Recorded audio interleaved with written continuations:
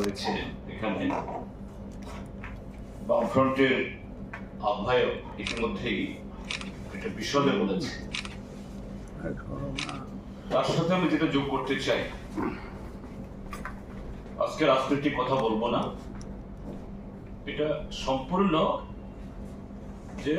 গণতান্ত্রিক অধিকার যাতে সুনিশ্চিত হয় সে সম্পর্কে যে কথাগুলি বলা হয়েছে তার উপর তিনি আলোচনা শুরু করতে গিয়ে বলেছেন একটা অভূতপূর্ব একটা আইন শৃঙ্খলা জনিত পরিস্থিতিতে গত 8 বছর ধরে যেভাবে চলছে এরকম একটা পরিস্থিতিতে এই দুটি নির্বাচন হচ্ছে, একটা উপনির্বাচন আর একটা এডিসির সাধারণ নির্বাচন। তার সাথে হলো এখন অবধি আমি এডিসির কথা বলছি, আগামীকাল মনোনয়নপত্র দাখিলের শেষ দিন, এখন অবধি এই নির্বাচনী লড়াইয়ে যা দেখা যাচ্ছে যে 5টা স্থানীয় এবং সর্বত রাজনৈতিক দল তো আছে, শাসক জোটে 3টা, আর বিরোধী দলগুলোর মধ্যে বামফ্রন্ট আর কংগ্রেসেরও আবার 3টা দলীয় জোট। তার সাথে কোনো কোনো জায়গাতে নির্দলীয় এসইউসিআই, সিপিআই, এমএল তারাও আছে। আমি মনে করি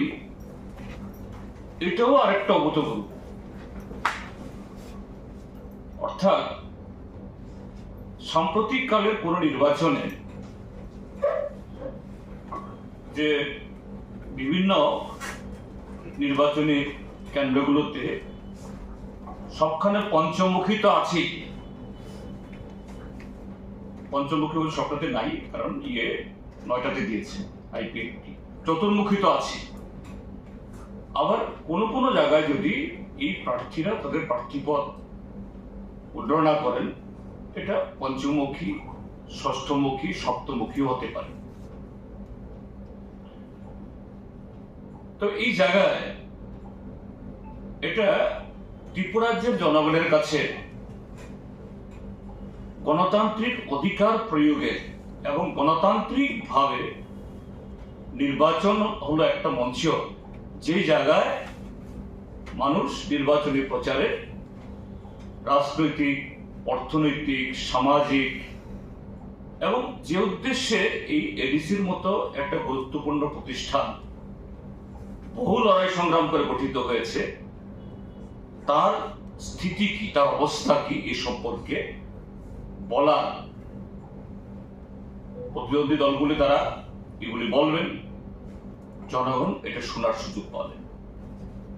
গণতন্ত্রের জন্য এটা অত্যন্ত গুরুত্বপূর্ণ একটা পরীক্ষা হবে আমরা মনে করি। তো এটা যাতে সুন্দর, স্বাভাবিক, অবাধ এবং যেটা বারবার বলছেন অতীতে ত্রিপুরাজ্যের মধ্যে আমাদের ঐতিহ্য আছে, নির্বাচন মানে একটা উৎসব, মহিলারা কোলে শিশু নিয়ে খোপায় ফুল বেঁধে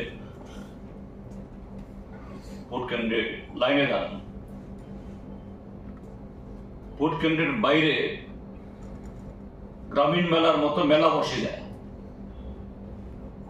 অস্থায়ী দোকান বসে যায়, সারাদিন মানুষ, বিভিন্ন দলের কর্মীরা, সমর্থকরা, ভোটাররা ভোট দিয়ে এসে গল্প গুজব করেন, সারাদিন কাটিয়ে দেন।